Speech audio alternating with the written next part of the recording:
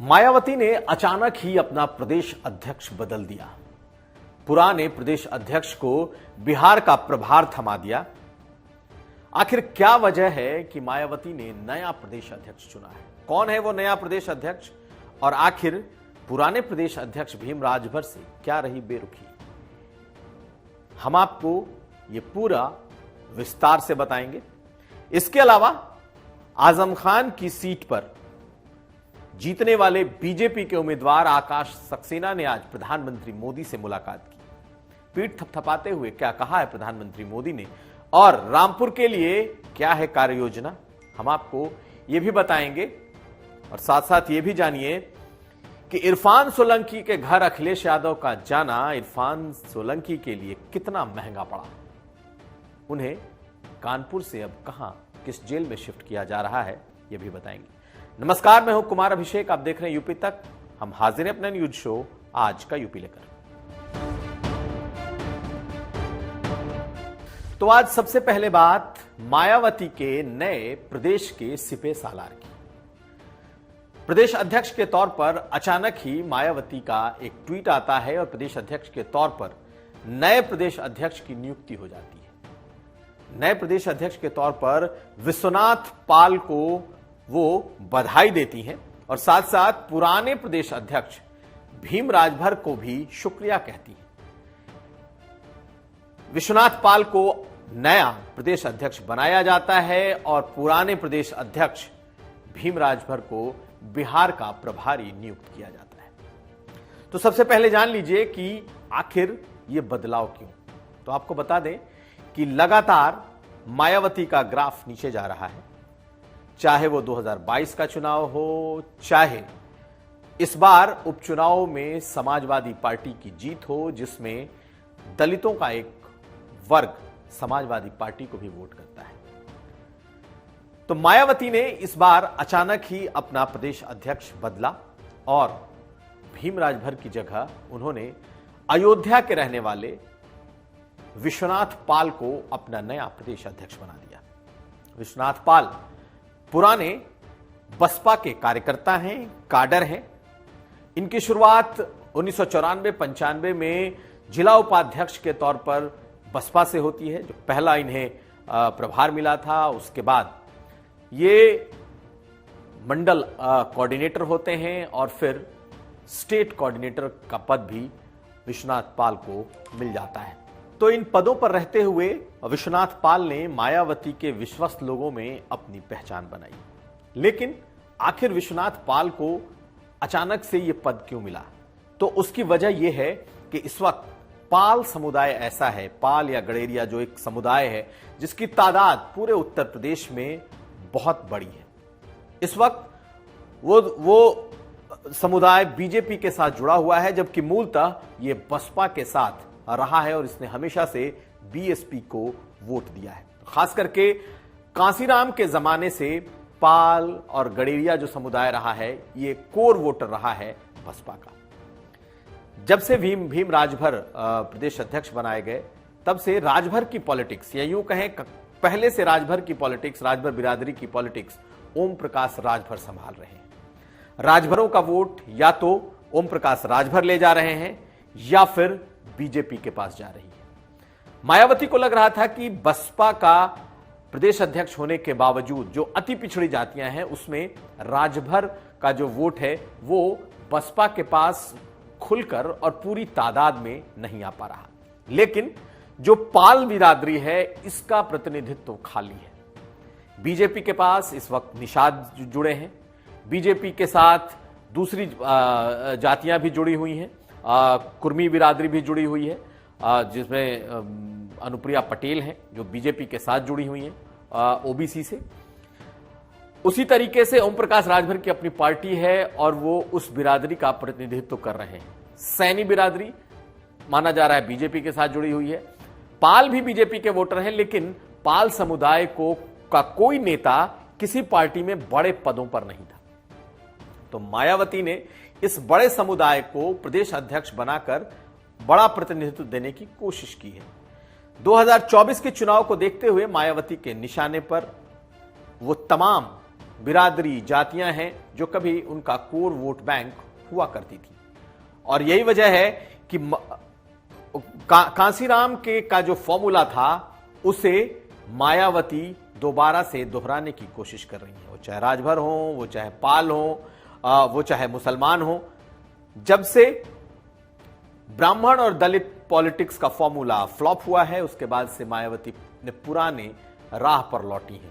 और यही वजह है कि उन्होंने पाल बिरादरी से प्रदेश अध्यक्ष दिया है। दूसरी तरफ भीम राजभर को उन्होंने बिहार का प्रभार दे दिया है, यानी कि उन्होंने उत्तर प्रदेश के बाहर किया है। और माना यह जाता है कि जिसको उत्तर प्रदेश से बाहर बिहार का प्रभार मिला, वो कहीं ना कहीं उनकी अपनी फहरिस्त से बाहर हो गया। चाहे गांधी आजाद रहे हों, चाहे रामाचल राजभर रहे हों, ये तमाम लोग बिहार के प्रभारी भी रह चुके हैं और अब बीएसपी में नहीं है। लेकिन मायावती के नए समीकरण में नए खोज की तरह से निकले हैं विश्वनाथ पाल समुदाय को प्रतिनिधित्व देने की कोशिश, पाल समुदाय से नेता निकालने की कोशिश। ये तमाम बातें ऐसी हैं जिसे ये मानकर चला जा रहा है कि मायावती ने इसी वजह से प्रदेश अध्यक्ष बदले हैं। कितना असर होता है हम आने वाले वक्त में देखेंगे और आप तक ले आएंगे। अब अगली खबर। और अब खबर आज के एक बड़ी मुलाकात की। यह मुलाकात आकाश सक्सेना की प्रधानमंत्री मोदी के साथ। पार्लियामेंट के प्रधानमंत्री कार्यालय में रामपुर सदर से विधायक, नवनिर्वाचित विधायक आकाश सक्सेना ने आज प्रधानमंत्री मोदी से मुलाकात की।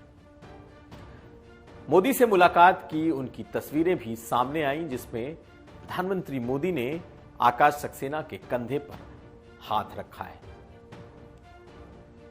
अमूमन एक विधायक की मुलाकात प्रधानमंत्री से होना थोड़ा मुश्किल होता है, लेकिन आकाश सक्सेना में ऐसा तो कुछ है जिसकी वजह से उन्होंने सीधे प्रधानमंत्री से मुलाकात कर ली।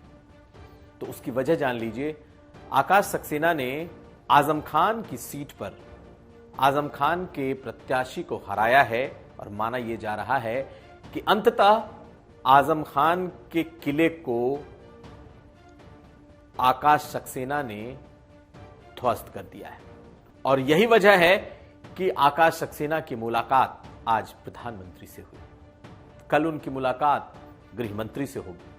प्रधानमंत्री की मुलाकात तकरीबन 12 मिनट तक चली है और उसमें एक खास बात यह निकली कि प्रधानमंत्री ने आकाश सक्सेना को कहा है कि जो रजा लाइब्रेरी है, जो कई सौ साल पुरानी एक ऐसी लाइब्रेरी है जो कि ऐतिहासिक धरोहर है। इस लाइब्रेरी में कई पांडुलिपियां हैं, खास करके जो मुस्लिम साहित्य है, खास करके इस्लामिक साहित्य है, इससे भरा पड़ा है ये रजा लाइब्रेरी। और प्रधानमंत्री मोदी ने आकाश सक्सेना से इस रजा लाइब्रेरी को पर ध्यान देने की बात कही है।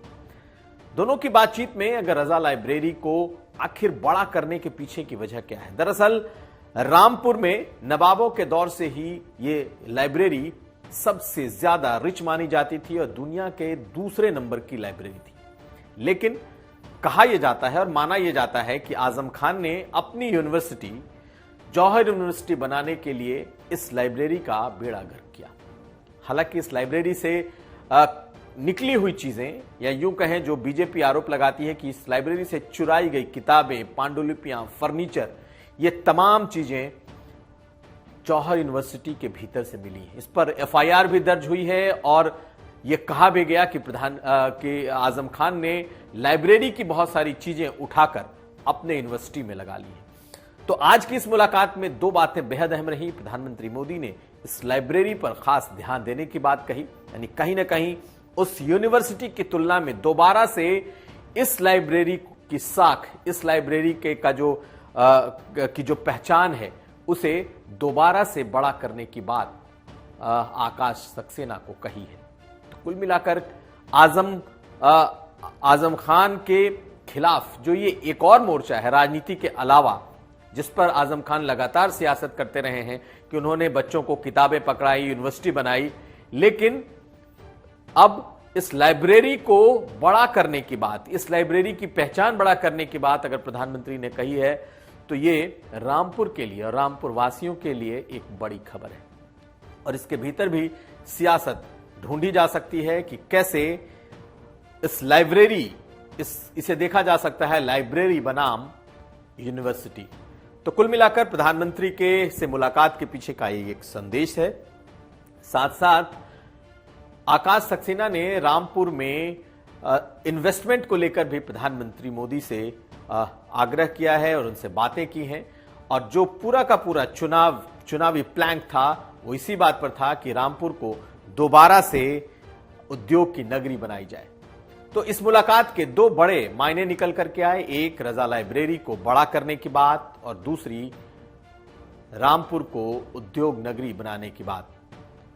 अब देखना यह है कि इन दोनों बातों पर आने वाले वक्त में कितना बदलाव दिखाई देता है। अब अगली खबर। तो अपने 5 बार के विधायक इरफान सोलंकी से जेल में अखिलेश यादव का मिलना इरफान सोलंकी को ही भारी पड़ गया है। 5 बार के विधायक रहे हैं, लेकिन कई मामलों में वांछित होने के बाद इरफान सोलंकी को कानपुर जेल भेजा गया। उन पर कई तरह के आरोप थे, घर जलाने का आरोप। उसके अलावा जो सबसे बड़ा आरोप लगा वो ये कि उन्होंने भागने के क्रम में दूसरे के नाम पर हवाई यात्रा की। बकायदा इसके प्रूफ सामने आए, सीसीटीवी सामने आया, उनकी गिरफ्तारी हुई। गिरफ्तारी भी ऐसी कि उन्होंने खुद पुलिस के सामने जाकर सरेंडर किया और अब जेल में है। इसके बाद एक और आरोप लगा और वो आरोप ये कि उन्होंने जानबूझकर 5 बांग्लादेशियों को भारत आधार कार्ड दिलवाने और पहचान पत्र दिलवाने में मदद की, ये जानते हुए कि ये बांग्लादेशी नागरिक हैं। इन तमाम आरोपों के बाद अखिलेश यादव उनसे मिलने पहुंचे थे, क्योंकि उनके 5 बार के विधायक हैं। जेल में मुलाकात की, परिजनों से मुलाकात की, लेकिन उसका खामियाजा अब ये कि इरफान सोलंकी को अब कानपुर जेल की बजाय उन्हें सुदूर पूरब में यानी कि महाराजगंज जेल में शिफ्ट किया जा रहा है। बकायदा गृह विभाग के अपर सचिव ने वो पत्र निकाल दिया है जिसमें उन्हें अब महाराजगंज की जेल में रहना होगा। यहां से कानपुर से तकरीबन 400-450 किलोमीटर की दूरी पर उन्हें महाराजगंज जेल भेजा जाएगा। दरअसल इरफान सोलंकी जेल गए, उसके बाद से इस पर सियासत काफी गर्म हो गई और अखिलेश यादव खुद अपने विधायक से मिलने पहुंच गए। उनके 5 बार के विधायक हैं। अब प्रशासन ने यह तय कर लिया है कि उन्हें महाराजगंज भेजा जाएगा। तो अखिलेश यादव का जेल में जाना, मिलना उनके अपने ही विधायक को भारी पड़ गया। और अब चलते चलते कुछ अहम खबरें आपको बता दें कि निकाय चुनाव पर सुनवाई आज पूरी नहीं हो सकी और कल यानी 21 दिसंबर को एक बार फिर इस पर सुनवाई होगी। ओबीसी आरक्षण को लेकर यह मामला फिलहाल टलता जा रहा है और जब तक अदालत का कोई फैसला नहीं आता तब तक ये जो निकाय चुनाव हैं उसका ऐलान नहीं हो सकता। आज इस पर सरकार की ओर से भी पक्ष रखा गया, लेकिन सुनवाई पूरी नहीं हो सकी। अब कल एक बार फिर सुनवाई होगी। अगर यह मामला यूं ही टलता रहा तो ये चुनाव कुछ वक्त के लिए टल सकता है, लेकिन तमाम नजरें कल पर टिकी होंगी। इसके अलावा दूसरी खबर, कोहरे को देखते हुए परिवहन विभाग ने यह फैसला किया है कि परिवहन निगम की बसें रात को 10 बजे के बाद नहीं चलेंगी, क्योंकि घना कोहरा है और इस घने कोहरे की वजह से लगातार दुर्घटनाएं हो रही हैं, एक्सीडेंट हो रहे हैं। पिछले 24 घंटे में 14 लोगों की मौत पूरे प्रदेश भर में इस घने कोहरे में एक्सीडेंट की वजह से हुई हैं। तो ऐसे में प्रिकॉशनरी मेजर के तौर पर अब परिवहन विभाग की बसें कोहरे को देखते हुए रात के 10 बजे के बाद नहीं चलेंगी। तो ये था आज का यूपी। हम फिर हाजिर होंगे, तब तक आप देखते रहिए यूपी तक।